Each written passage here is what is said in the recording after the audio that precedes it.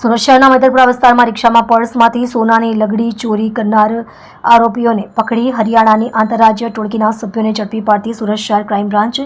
ગઈ તારીખ 22/8/2025ના રોજ ફરિયાદી શ્રી પોતાના બેંક લોકરમાંથી સોનાની લગડી નંગ 4 જેનું કુલ વજન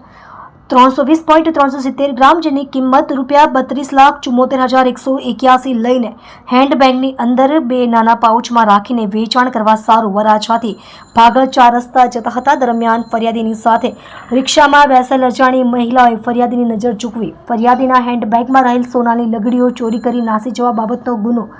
મૈદરપુરા પોલીસ સ્ટેશન 2025 ભારતીય ન્યાય સંહિતા 2023ની કલમ 303(2) મુજબથી રજીસ્ટર્ડ થયેલ છે. સદર અનડિટેક્ટ ગુનાને ગંભીરતાથી ધ્યાને લઈ પોલીસ કમિશનર શ્રી સુરત શહેરનાએ સદર વણશોધાયેલ ગુનાને શોધી કાઢવા સારું સૂચના આપવામાં આવેલ હોય છે. અનુસંધાને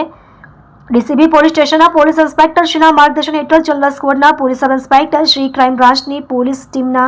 પોલીસ માણસો દ્વારા ટેકનિકલ સર્વેલન્સની મદદ તથા હ્યુમન સોર્સિસના આધારે આ ચોરીમાં સંડોવાયેલ 3 ઇસમો શરીફ અહેમદ રમઝાન ફકીર, સંજય રામપાલ ચમાર, પવન પદમ ચમાર તથા 2 મહિલાઓ પુષ્પા રામપાલ ચમાર,